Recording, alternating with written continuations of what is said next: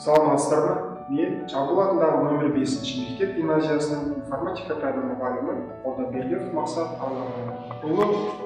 Бұл шығыс ғалым Конфуций айтқандай, маған айтып берсең ұмытып қаламын, көрсетсең есіңе сақтаймын, өзіме жазсаң үйренемін дегендей, мұғалім сабақты тек қана айтып көрсетіп қана қоймай, сонымен қатар оқушыларға өздерінің де жасатса, жақсы үйренеді деген ойдамын. Панорамалық сабағымыз тақырыбы аралас құжаттау 3-ші сыныпқа арналған. Сабағымыздың мақсаты қарапайым графикалық редакторларды қолдану, аралас құжаттармен жұмыс жасау. Сабағымыздың жоспары үй тапсырмасынан жаңа сабақты түсіндіруден практикалық жұмыстардан серпілу сәтінен бағалау, кері байланысты тұратын мозаика әдісі арқылы топқа бөлуіміз. Яғни ой элементтерін пайдаланып өтіп боламыз. Өзіміздің отандық танымал екі команда арқылы екі топқа бөлініп, имамат және барыс топтар арқылы. Үй тапсырмасын теңге ілу әдісімен өткен боламыз. Ол жерде өзіміздің қазақтың ұлттық ойды теңге бағалау критерийлер, әртүрлі теңге суреттері беріледі. Арнайы арттарында өзінің арнайы сұрақтары бар. Сұрақтарға жауап берген, дұрыс жауап берген оқушыға 1 ұпай беріледі. Инспекторлар, мәтіндік редакторлар жайлы ақпарат береді. Олармен жұмыс істеуге арналған стипендиялар қызмет көрсетіп, құжатты басып шығару жолдарын көрсетеді.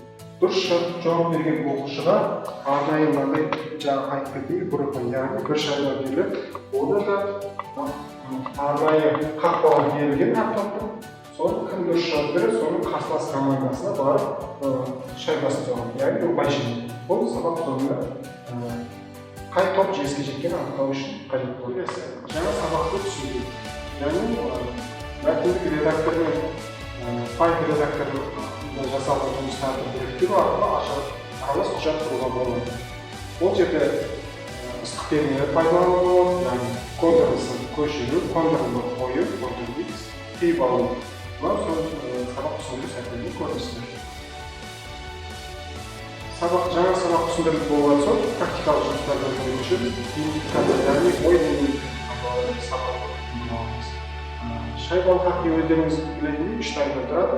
Яғни әр таймға арнап біз жеке-жеке тапсырмалар берген боламыз. Бірінші тайм қайталап көр деп аталады. Бұл жерде ойын шарты мұғалім арнайы геометрия фигураларды салып көрсетеді.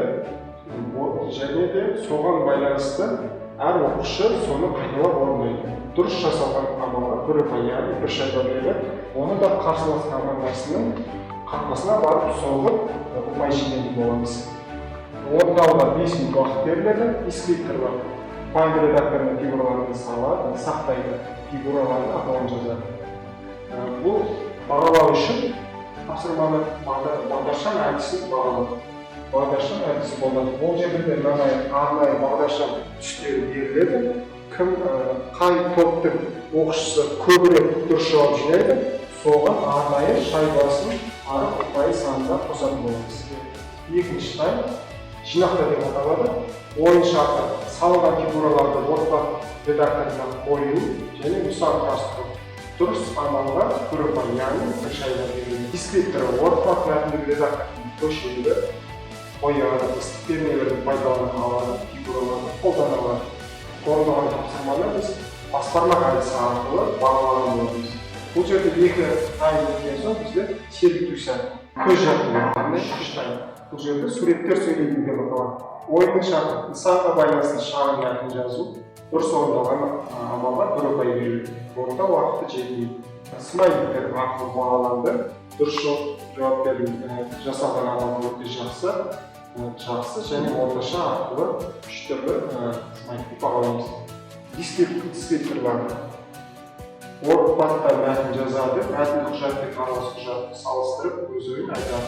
Жауап саны жиналды, соған байланысты арнайы шайбасын арып қарсылас командаға соғу арқылы жинайды. Бұны сабақ соңында есептеп анықтайды. Сабақ соңына жеткен соң 2 топтың қанша ұпай саны жиналды, шайбалар санына байланысты анықтайтын боламыз. Сабақты қорытындылау, яғни мадақтау арқылы қорытынды жасалады. Қай топ қақпаға салынған шайбалардың саны көп болса, сол топ жеңіске жеткен болады. Және де арнайы белгілеріне құралған мадақтама беріледі. Сабақ аяқталған соң үй тапсырмасы беріледі. Оқулықтағы 76 үйде орындайтын тапсырмасы. Оны арнайы күнделік кезектерді салынатын боламыз. Және де жаңа жинаған ұпайларына байланысты бағаланатын болады.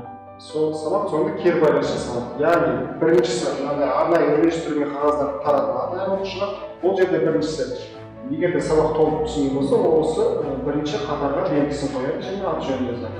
Екіншісі, егер де сабақ жартылай түсінген болса, шайба қақпаға түспей тұр деген белгісін қояды. Үшіншісі, егер де сабақты түсінбеген жерлер болса, түсінбеген белгісіне өзінің белгісін қойып бітіретін болады және сол арқылы жұмыс жасайтын боламыз. Назарларыңызға рахмет.